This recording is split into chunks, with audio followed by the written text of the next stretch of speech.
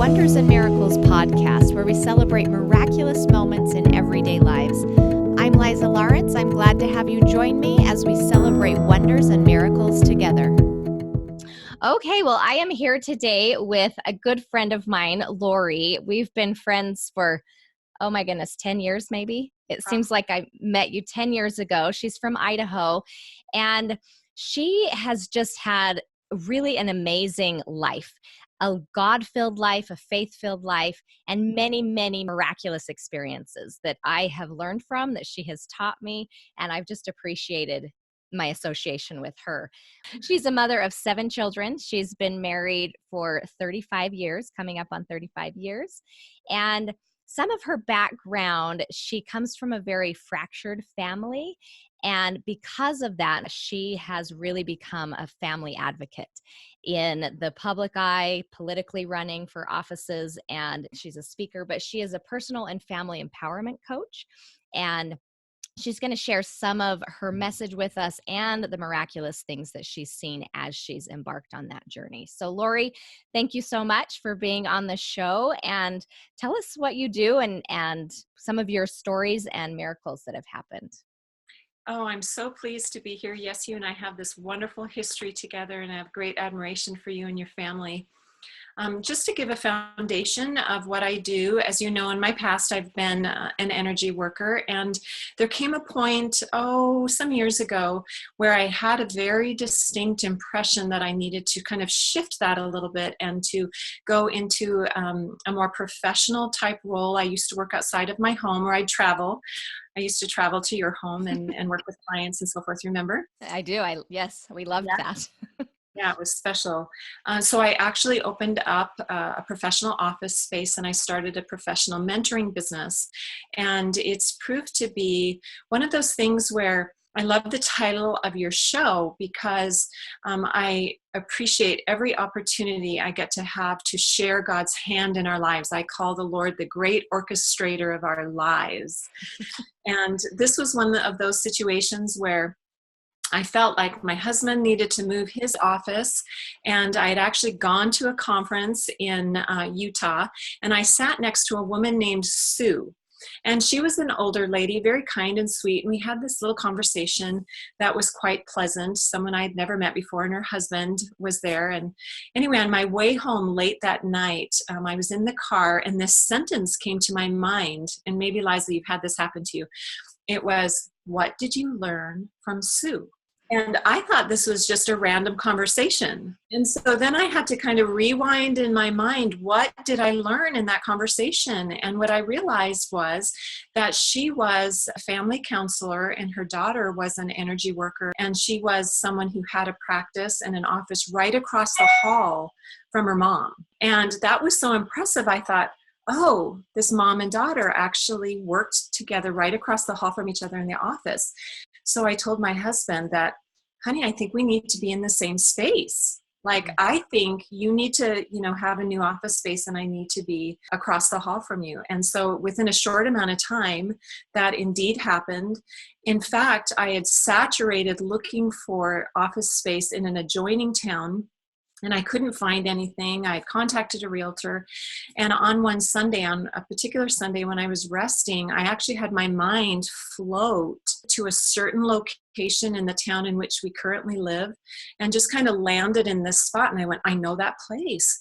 So I got in the car and I drove over there. And this is an important principle, because there was a huge yellow banner right on the roadside in front of this building that said leasing with a big number with it. And I thought, how could I have missed that? Like, I've been searching for so long. How could I have not seen this sign?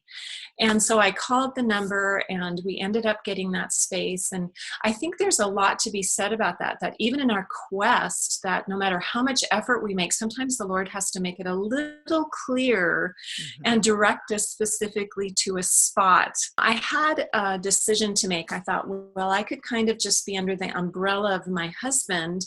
And if people asked me where my office was, I could say, look for my husband's sign and you can find mine. And instead, I felt like I needed to have my own sign, equal size as my husband's. It was like a 2x4, and it was quite expensive to do this. And I'm so glad I did, because within a few months, a woman was driving down the road. She and her husband were separated, living in different states. And she was home for the holidays, and she was driving down the road and she saw my sign.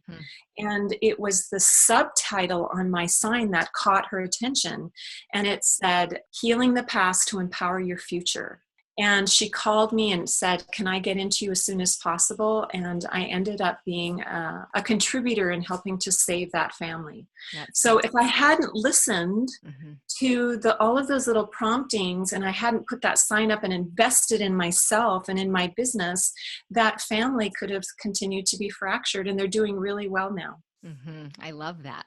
Tell us about, maybe you want to go to your political campaign and running for office.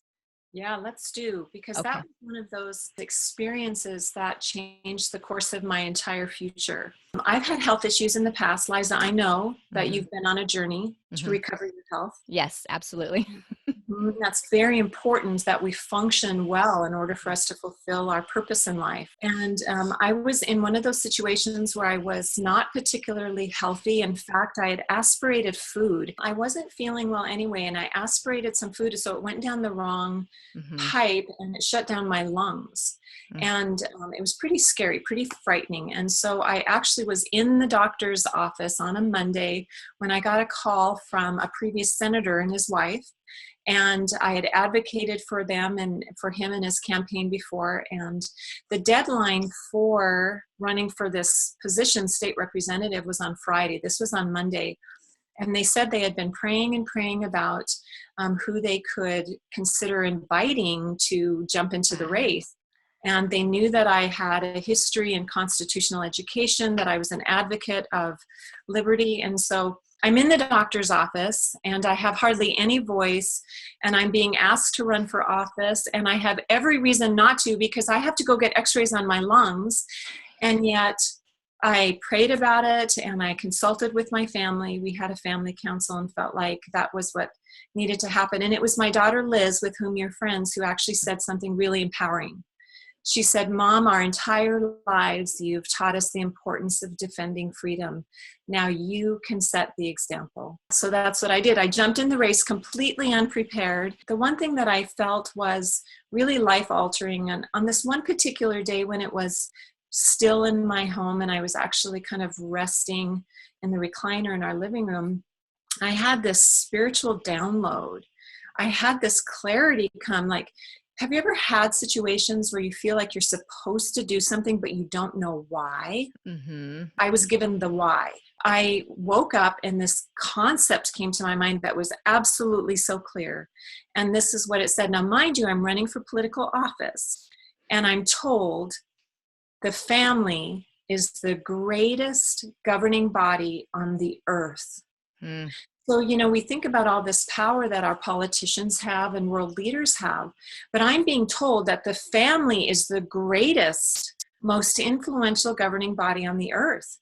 And with that came this understanding that every child that's born is first and foremost influenced by some form of family dynamic. Right? Yes. And then that family helps the child form its ideals, its standards. That child goes into the community and then into the state, and then ultimately the nation as a whole is impacted. So I started to understand that, yes, we can be in political positions, but what we do in the home is what affects the world. That is powerful. Truly. It is powerful. Yeah. And it changed everything about me. And what I realized with that is, because I came from such a fractured background, I realized how much time and effort I had to spend trying to heal myself from the trauma of my past. And what will happen if we have healthy family dynamics, and then our children don't have to spend that time recovering. They can just be a force for good as we send them out into the world. Yeah, I've thought of that frequently. I teach child development. Here we go. Yeah, and I frequently think what an advantage those children have that can be the force for good without spending all that energy and time Although you do have to say many wonderful lessons are learned through struggle and learned through overcoming. But yes, to empower our children from the get-go is, I think, strengthening. I'd like to add on to that, if I may. Please do. I had an experience some years ago. My daughter Liz was a high school athlete. She was a very sound athlete. In fact, she was selected as the top female athlete in the school her senior year, but she tore her ACL. It compromised the end of her basketball season. So that was pretty challenging for someone who was captain of the team and, was suddenly dealing with this injury. I had previously had a client who was a man of great faith, and he was suffering from cancer and unfortunately passed away.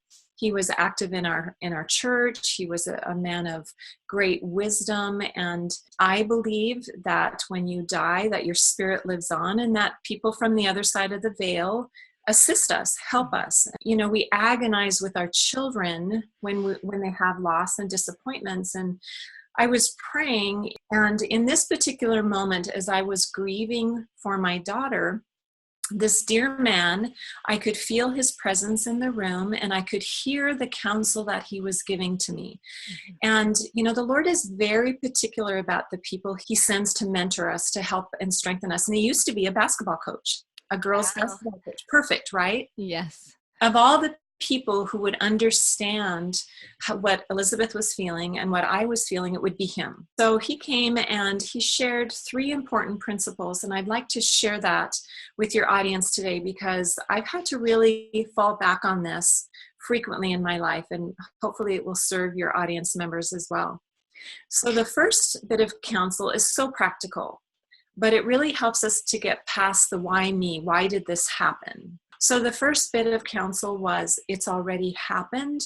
Nothing can change. You just have to move forward. In other words, sometimes we spend so much time with why did this occur? It's almost as if we think we can change it. We can't. Yeah. Mm-hmm. It's done. So the second bit of counsel was, other things can give you joy. And when you have so much passion put into one particular area of your life, sometimes it's hard to think about things that can give you joy, right? I had to think about that, and I thought, okay, what is it that Elizabeth loves? What can I do to instill joy into this space that we're in grieving, right? Mm-hmm. And so she loved Michael Bublé and playing it on the piano, songs by Michael Bublé, and we would sing along. So I got on the internet and found out he was performing in Salt Lake. And it's like a 7-hour drive. And so I bought tickets. I don't even remember the last time I'd gone to a concert. I brought Elizabeth and her friend, and we drove all the way over there just singing in the car. And it was just so awesome. And after this concert, I was like a girl at an Elvis concert. I was screaming, and, we were just filled with delight. It was so fun. And on the way out, when the concert was over and we had thousands of people filing out of the auditorium, it's like everything went still. And suddenly it's like I was the only one in the room. And even though I'm being bumped up against, other people, this is what the message I was told, the miracle and message, the wonders and miracles of our lives, right? And it was that men are, that they might have joy. And I realized that the might is really the most important word in that statement. I had to make an experience that was joyful. It didn't just come to me. And if we're to have joy, we have to sometimes arrange our lives around special experiences in order to get out of a state of grieving. And so it just was an incredible moment. And then counsel number 3 from this wonderful, wise man was this. And I'm just going to abbreviate it. But basically what he said was, this life experience is so important and so valuable and so short that the life lessons would be lost if God intervened too much. Yes. And so it's not that he doesn't assist us, but he carefully selects what he engages in because there's so much to learn. Yeah, I totally agree. We are happiest when we're growing, when we're learning. And sometimes if the Lord intervenes, too much, we lose that opportunity for growth. And when we go through hard times and we wonder, where is God? Why isn't he rescuing me? It's a time of growth and a time for God to say, I'm here supporting, but you need to grow through this. And I'm interested in that. Exactly. And then, which leads me to two more principles that I've learned. I was speaking with Elizabeth recently. I live in Idaho and she's in Florida. And our daughter, Lily, who's also an amazing athlete, unfortunately is in the footsteps of her sister and ended up tearing her ACL her sophomore year and then her meniscus her senior year. So we're kind of reliving the same kind of grieving that we had with Elizabeth, but we have more understanding than she did. So I was talking with Elizabeth recently and she said, you know, Mom, it was a monk or it was some kind of person who was known for just meditation and silence and wisdom. She said she recently learned this concept. And she said, the more we grow, the more people can actually mourn and grieve. We think sometimes with our maturity and with our seasoned years that we are going to experience more joy, but she said it's in our growth that we feel more compassion, more empathy. Sometimes we can actually feel anxiety for one another. And it's just like cracking us open to the depth of all of these emotions that may not be pleasant, but it's part of our development. And that's a good thing. And so she said, we need to be careful about saying that somehow we've slid back if we experience those deep emotions. It could be an indication. And Mother Teresa is a perfect example of that. She just went amongst the poor because she felt such empathy for these people. Yeah, I needed to hear that. Thank you. Yeah. And then lesson number 2 came from my daughter, Rachel. She's the oldest in our family. We discovered when she was about 4 years old that she had some speech, some communication challenges. It seemed as if she was having seizure type activity. She would get locked in her brain with certain challenges. And so we had her neurologically tested and found out that she had some kind of misfiring or some kind of malfunction on the left temporal side of her brain, I believe. And that affected her speech and her communication and her kind of awareness of common social understanding. As she was getting older, I realized how much more challenging it would be for her to function in society because sometimes people were not kind to her. They were very impatient or sometimes even cruel. And so I wanted so badly to have her spared that, like all of us mothers do. And so I had been kneeling in prayer for multiple occasions, asking the Lord for 2 things. And I said, can you open her mind and her mouth? Can you enlarge her ability to understand her environment better? And can you help her communication? And so the Lord was very patient with me and listened and listened and listened to my repeated prayers until one day he said, do not ask for this. Wow. This is a shield and a protection for her. Wow. That's powerful, isn't it? Yeah. And I realized that my daughter, as so many of these special children are, she's pure and she doesn't see the world like you and I do. And she has gone on to be married and she's highly functional and she's just a gem. People who are pure in heart will see that and appreciate that. And we can't change them, but God didn't want me to change her. And I had to surrender to that. Yeah, those are beautiful stories. You're just such an inspired, intuitive person. With so much wisdom, I really could just sit and have you teach me all day. Well, you actually taught me an important lesson that I've drawn upon. And I want to see if you can remember this. Okay. So it was actually when you were a client of mine some time ago. And there came a moment, I remember you were laying on the massage table. And there came a moment where I had an impression that I needed to turn around. Yes. Okay. Yes. All right. Yeah, this was so powerful in my life. Yes. This was life-altering for me too. And so do I have permission to share this? Please do. And I think I've shared this on an episode because it has impacted my life.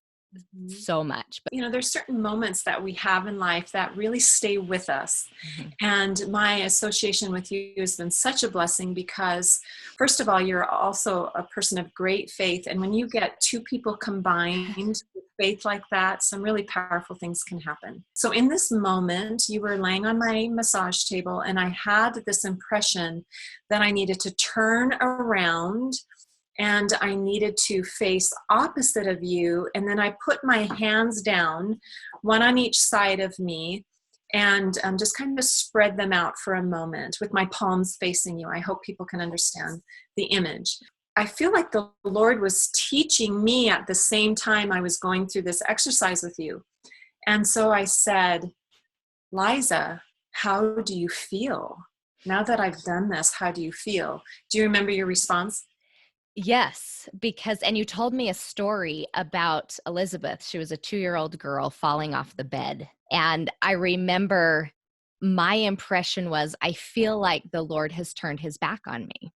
Exactly. Mhm. So then I went, oh, yes, exactly. I have turned away from you. Mhm. But then I said, no, if you are in danger and if you have the adversary trying to attack you, in order for me, if I was the savior, Mhm. I would turn the other direction and I would put my arms out to shield you, but I would have to see the enemy coming. Yes.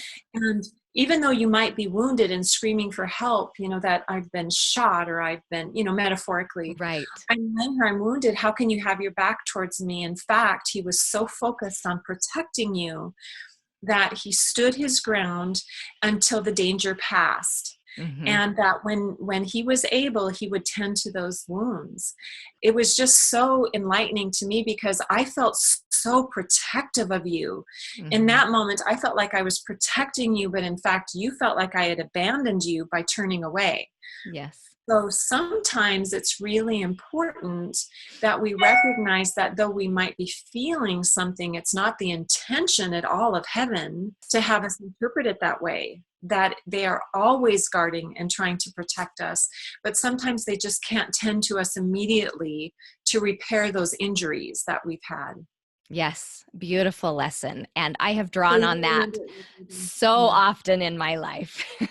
Yes. Which leads me to the story about Elizabeth, because I tied that in. So when Elizabeth was a toddler, she had been calling out my name, Mom, Mom, Mom. And so I came across the house and I stood in the doorway of this little bedroom that happened to be hers. And she actually had a crib, but she was face down on her sister's twin bed. And there was a quilt on the top, and Elizabeth was face down, clutching onto the blanket, and half of her body was off the bed, and her foot was just a couple inches from the floor, but she couldn't see what I saw. And so she kept wanting me to come and rescue her. And, in that moment, we get to play, kind of role play what Father sees and what his perspective is. And I thought, if I get you off this bed, Elizabeth, you will always beckon for me to help you. But if I counsel you through this and assure you to just stretch a little further, then when your toe touches the ground, you will never fear that experience again. Mhm. And so I just stood in the doorway of this house, like Father stands in the doorway of heaven. And I just assured her to keep stretching. And finally she got off and never beckoned for me in that, circumstance again. So that was an important life lesson too. Yes, absolutely. So tell us what you do to advocate for families and some of those experiences that you've had. Wonderful. I'm actually writing a book right now called Fortified, 10 Strategies to Strengthen Your Family While Building Your Business. I've been fortunate to be a stay-at-home mom most of my life, and now that my children are older, I've been able to see a bit more of the business world, and wherever I travel and whatever areas I go, I see so many families who just did not survive the business aspect of the demands that were in their life, especially if they're entrepreneurs. I've been really fortunate to kind of get that perspective now. And my husband, of course, owns his own CPA firm. So I've been the wife of an entrepreneur, and I know the demands when you own your own business. So that some wonderful information is in this book. I've got about 3 chapters left. The other thing I do is I'm a guest speaker on some large stages, and I've been traveling to various states, and I'm always advocating for the family and teaching techniques on what you can do to help fortify and strengthen the family unit. And I'm amazed at people wherever I go. They're so grateful to have somebody standing up for this basic unit in society. And so many times we go to these business conferences and it's all about promoting the business aspect of it. And I'm just a reminder of don't let your family suffer while you're accomplishing these other goals or focused on these other goals. And how do you do that? What do you think is the number one thing to help create that balance where you aren't sacrificing your family?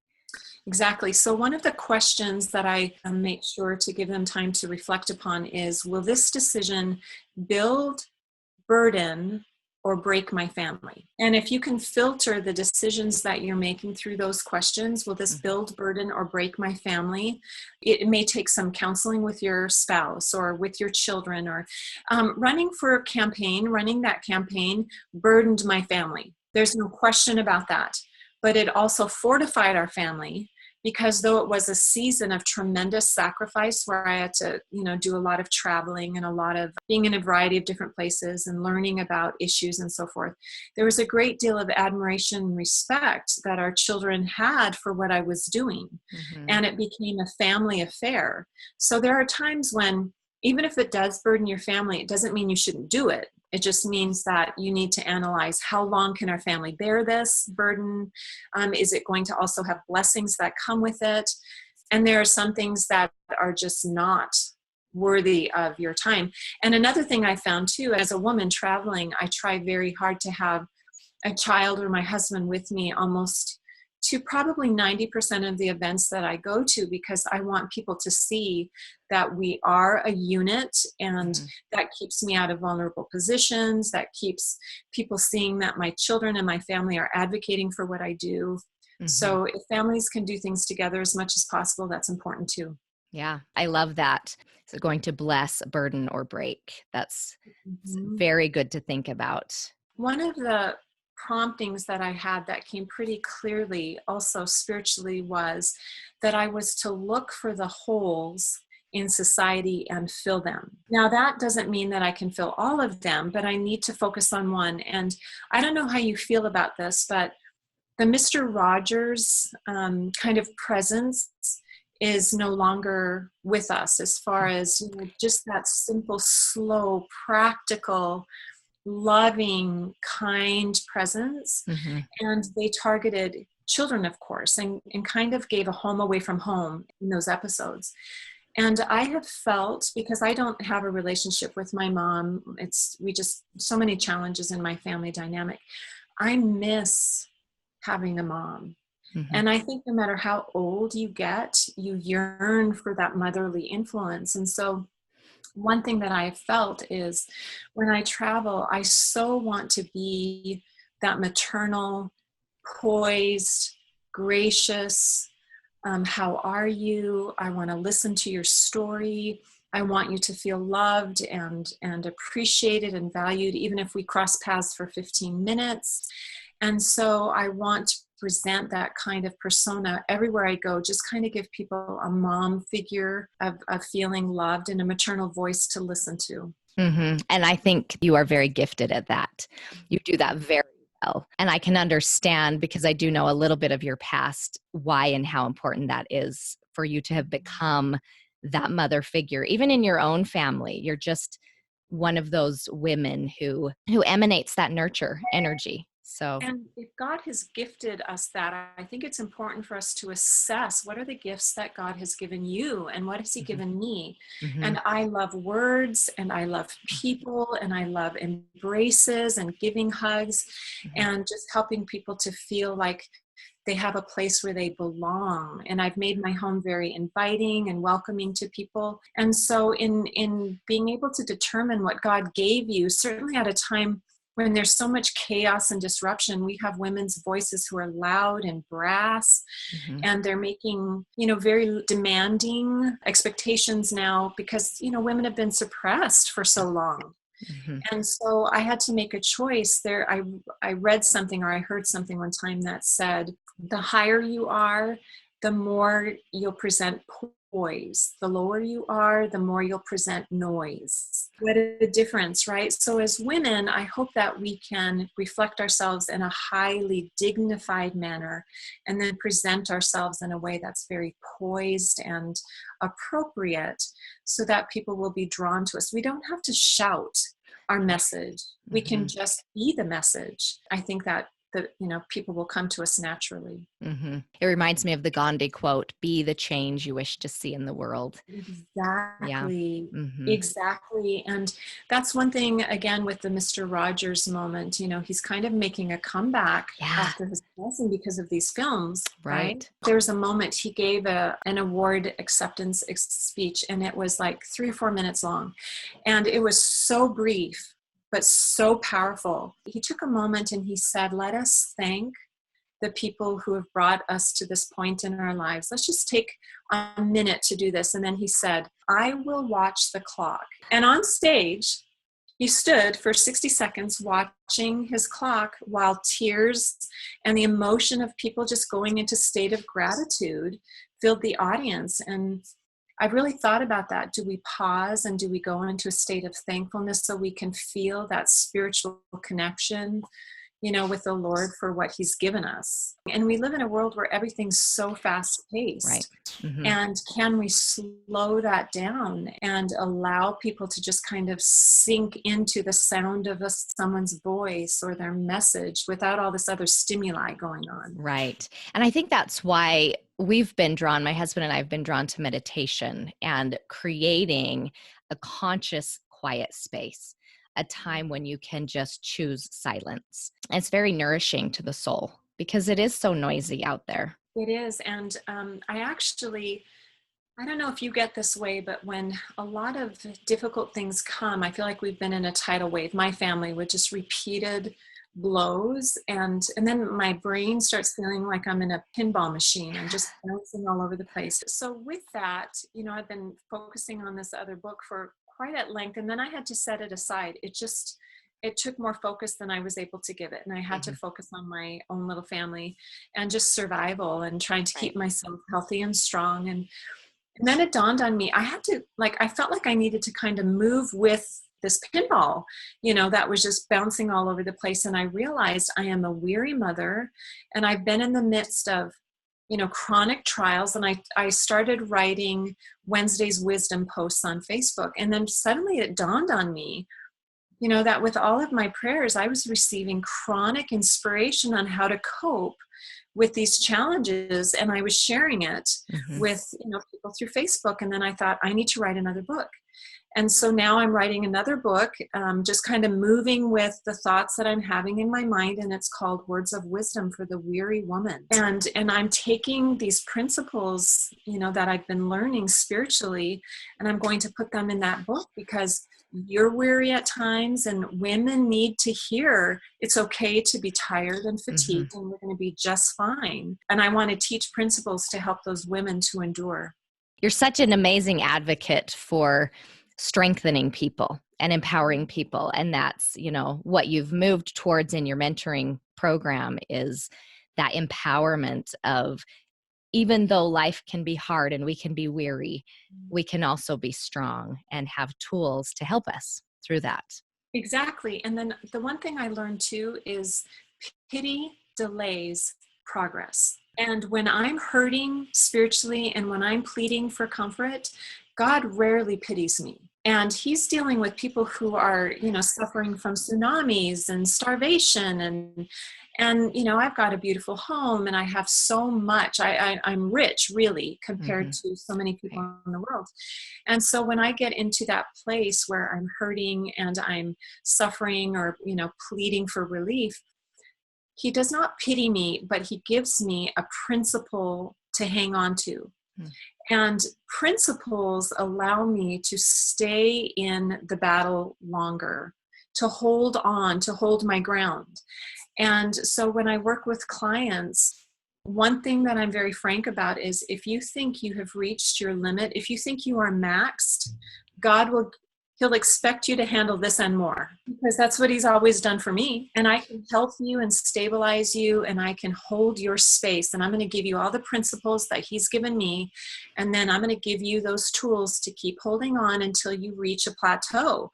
But you cannot descend down this mountain. Like, the only direction is up. Exactly. And you can hold your space, but don't give up the ground you've gained. I love that. You just have so much wisdom. And I know it's because you are constantly tuning in to the spirit and seeking guidance. And that's where that strength comes from. The beginning of my book, I share a story of when I was a young mother and we were living in Oregon. I knelt down on the side of my bed and I pleaded for the Lord for a gift. And we're told to ask God for gifts, right? What we see we lack, we need to ask for. And so in this moment, I asked the Lord if he would bless me with wisdom like unto Solomon of old. And so we know that Solomon is known for the wisdom regarding how he resolved, the two mothers who were fighting over the same child in the scriptures. You know about this, right? So I asked specifically for wisdom like unto Solomon of old. And then I was given an answer, which again was life-altering, and I put it in this book. And hopefully it will help anyone who hears this story too. And it was basically this. It was, some wisdom can be granted and other wisdom must be earned. It wasn't like, oh, I'm so glad you're asking for this, and let me just shower you with this wisdom. So it was like, yes, I will give you some wisdom because you're asking me this, but recognize that if you are requesting this gift, you will pay a price. Yeah, right. And so then you and I are given life experiences so that we can gain the pearl of wisdom. And then who are we to complain? If, like, how could you possibly do this? I love this. Anything else that you feel impressed to share? One thing that I've been seeing of late, I happen to be down in California. I went to a friend's wedding, and sometimes God needs to get you out of your immediate circumstances so he can teach you something new.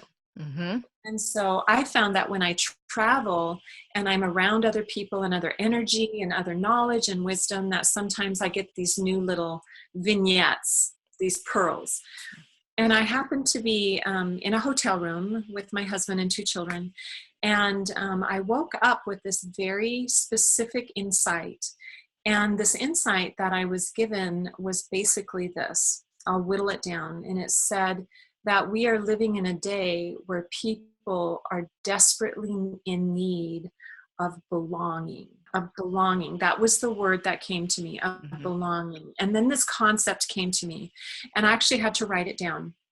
And so I'm going to actually read it. It says, understanding that came to me is that people are swinging too far to the left and too far to the right in their lives.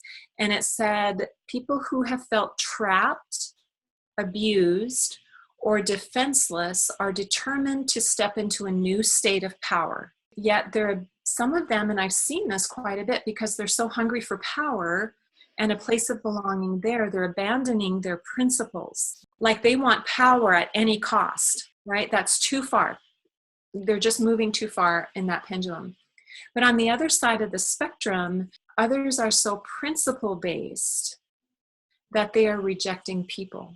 And when we reject people, because that sense of belonging is so strong, people are abandoning their faith, their family, the military.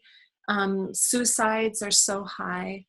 And so we have this pendulum that is just too extreme. And so I really, if I could focus on anything of late as we wrap this up, it would be recognize that there's a powerful need for belonging at a time when there's so much rejection and chaos and these screaming voices. And we are going to lose our children. We're going to lose that family structure. We're going to lose our faith. We're going to have a lot of those things in jeopardy. If we don't, we should still adhere to our principles, but also still be helping other people to feel like they have a place, that they have a place in this world and that they are important. And I think if the adversary could convince anyone of anything, it's that they don't belong. So if we could focus on that, and if we could be as loving and kind as possible, again, back to the simple premise of Mr. Rogers, Mm-hmm. That you are important. Mm-hmm. Yeah. The basics. Yeah. Amen to that. I love that message. So tell us, if people want to work with you or find out more about you, how can they find you? Yes, they can go to my website at wholefamilymentoring.com, or they can email me at wholefamilymentoring@gmail.com. And I'd love to connect with them and support them in their family any way I can. And do you do things do they have to be there in person, or can they do it over? Yeah, so we do it through Facebook Messenger or FaceTime or Zoom. We could do it through that. There are just lots of ways that we can connect, and I still have great success with that. So thanks for asking.